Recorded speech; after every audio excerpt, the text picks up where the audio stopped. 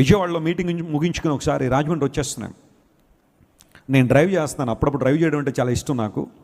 Driver ఉన్నప్పటికీ కూడా వెనకాల కూర్చోమని నేను చేస్తానని చెప్పి ఇన్నోవా కారు, కొత్త కారు అది. సరే లాంగ్ డ్రైవ్ కదా, హైవే కదా, కొంచెం డ్రైవ్ చేద్దామని చెప్పి నేను డ్రైవింగ్ సీట్లో కూర్చున్నాను. నాన్నగారు నా పక్కన కూర్చున్నారు. ఆ తర్వాత మధ్య సీట్లో ముగ్గురు, వెనకాల సీట్లో ముగ్గురు, మొత్తం 8 మంది ప్రయాణం చేస్తున్నాను. హైవే అంతా చాలా బాగుంది, చక్కగా ఫుల్ క్లియరెన్స్ ఉంది. 120-130 కిలోమీటర్ స్పీడ్లో వచ్చేస్తున్నాం. చాలా చక్కగా మాట్లాడుకుంటూ నాన్నగారు నేను ఏదో డిస్కస్ చేసుకుంటూ వచ్చేస్తుంటే ఆల్ ఆఫ్ ఏ సడన్గా నేను వెళ్తున్న మార్గం అంతా బాగానే ఉందనుకున్నాం. ప్రక్కన ఒక బండి వెళ్తుంది, ఒక చిన్న టీవీఎస్ మోపెడ్ ఏదో, దాని మీద ఒక భర్త, ఒక భార్య, చంటి బిడ్డ ప్రయాణం చేస్తున్నారు. రోడ్డు ప్రక్కగా వెళ్తున్నాడు, బాగానే వెళ్తున్నాడు కదా అనుకున్నాను.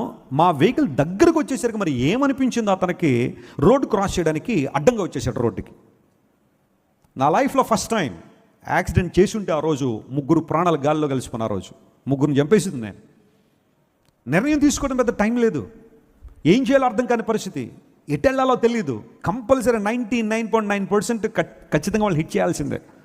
ఆ స్థితిలో అనుకున్నాను ఏదైనా రిస్క్ ఉంటే మనమే తీసుకుందాం అని చెప్పి ఆ వెహికల్ని ఇటు ప్రక్కకి, హైవేలో వెళ్తున్న మార్గాన్ని ఇటు ప్రక్కకి లాగేసరికి డివైడర్ ఎక్కి ఆ రోడ్డు ప్రక్క నుండి ఆ రోడ్డు దాటి ఆ ప్రక్కన తుప్పలో పడిపోయింది మా బండి వెళ్ళి. దేవుని మహాకృప ఎంత గొప్పది అంటే, అటు నుండి ఏ చిన్న వెహికల్ వచ్చినా, అది కారు కావచ్చు, లేకపోతే చిన్న మినీ లారీ కావచ్చు, బస్సు కావచ్చు, ఏదైనా వస్తే 8 మంది కారులో ఉన్న వాళ్ళు ఆ రోజు స్పాట్ డెడ్ అయిపోతాం. ఆ రోజే చనిపోతాం. నాన్నగారితో పాటు నేను, టీం సభ్యులందరూ కూడా. I know the severity of that accident. నాకు యూజువల్గా కోపం రాదు, చాలా చాలా చాలా ప్రశాంతంగా ఉండాలని అనుకుంటాను. ఆ రోజు కొంచెం కోపం వచ్చింది. కారు దిగి గబగబా వాడికి గట్టిగా ఏదైనా బుద్ధి చెప్తాను వచ్చేసరికి, వెస్లీ గారు మిమ్మల్ని టీవీలో చూస్తానండి బాబోయ్ అన్నాడు.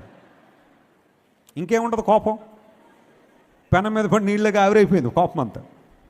ఆమె వెంటనే సోకండాలు పెట్టేసి అయ్యగారు మమ్మల్ని క్షమించండి అయ్యగారు అని ఆమె ఏడుపు. బాబు నువ్వు చేసిన పని ఏంటో తెలుసా? అయితే మీ ముగ్గురునే చచ్చిపోలేదు, మేము ఎందుకురైనా చనిపోలేరు నువ్వు చేసిన పని. ఉన్న పళ్ళంగా అలా రోడ్డు ప్రక్కకు మధ్యలోకి వచ్చేసావు, ఏంటి సంగతి? ఏం మాట్లాడలేకపోతున్నాడు. ఇంకా ఏమంటాం, ఏమనలేక సరే చిన్న ప్రార్థన చేసేసి వాళ్ళకి మనోళ్ళే ఆ బండి పక్క రోడ్డు దాటిచ్చి ఆ తర్వాత వచ్చాం. I still remember that incident. నా జీవితంలో ప్రతిరోజు ఆయా సందర్భాల్లో దేవుడు దాని జ్ఞాపకం తీసుకొస్తూ ఉంటాడు.